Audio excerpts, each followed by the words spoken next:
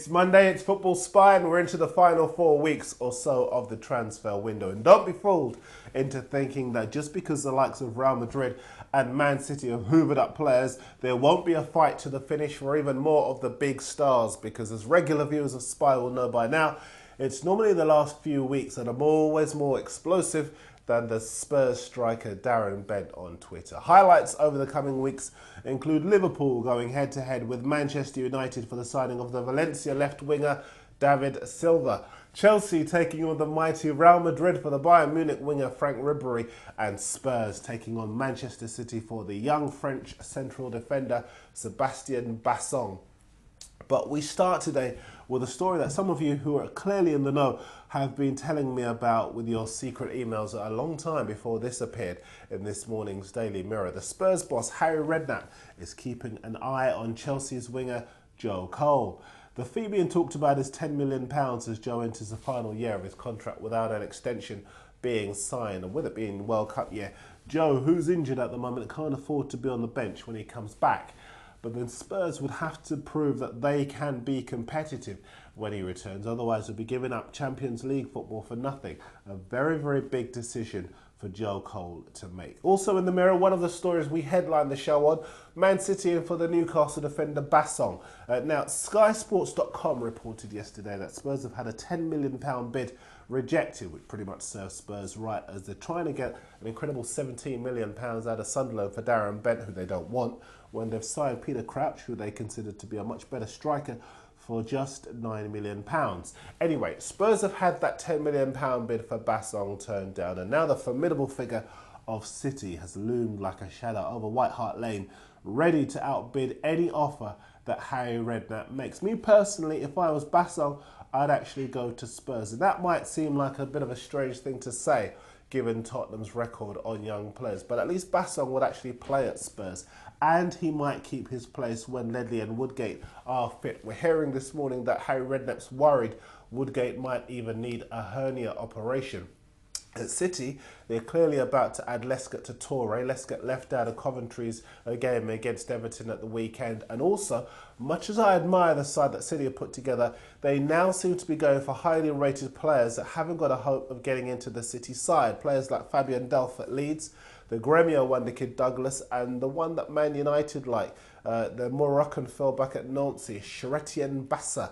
And also this man. He's the exciting young Swedish midfielder Rasmus Elm at Kalmar FF. It must be a bit special because lots of clubs want him. City have sent scouts to watch him at the weekend, and the word is that he's one of the best prospects to emerge from Sweden in years. But would he play for City? I'm not so sure.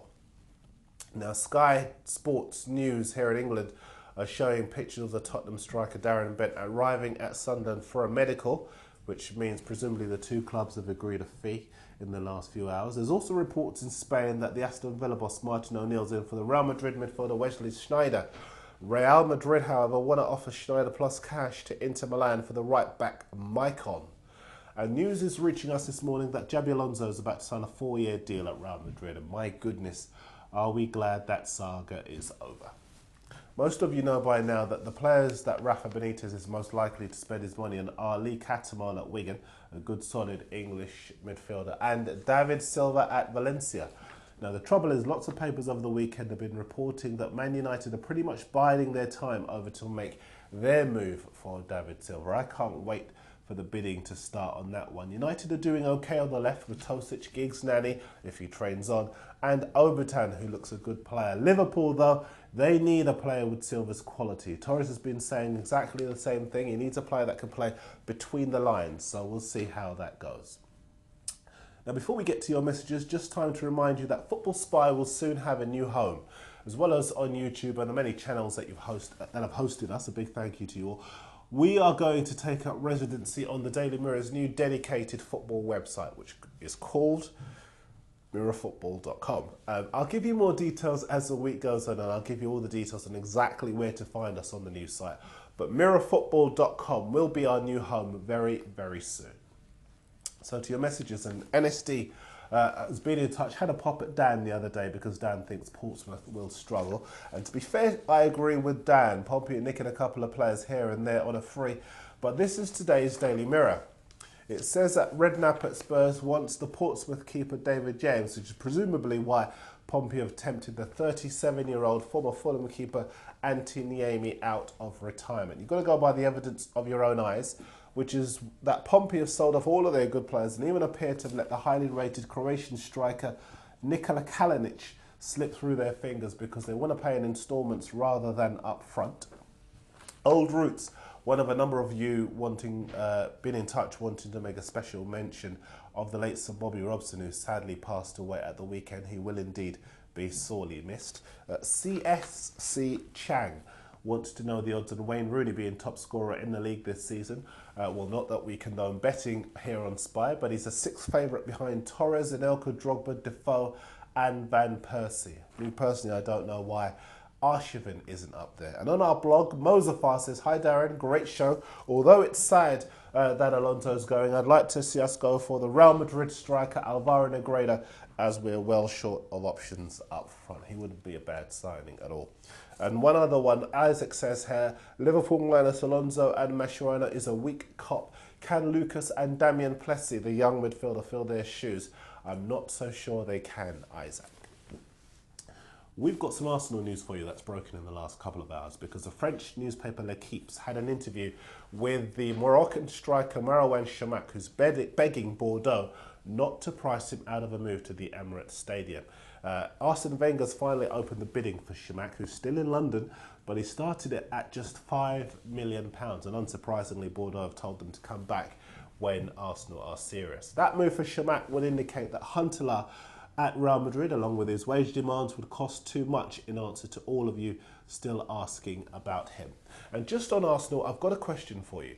Do you think Fabio Capello should take the 17-year-old midfielder Jack Wilshere to the World Cup? He was brilliant for the Gunners at the weekend in the Emirates Cup on Saturday and Sunday. Won the Man of the Match award in both games against Atletico Madrid and Rangers on both days. But he scored 2 goals against Rangers in front of Capello. So would you take him to the World Cup, or would you wait and take a more experienced player and give Jack Wilshere a chance to develop? And before you say he's too young, remember Pele won the World Cup at 17. So would you take him? You don't need to be an Arsenal fan to get in touch. Just tell me your views, and if you haven't already seen the goals, check them out on YouTube and get back in touch.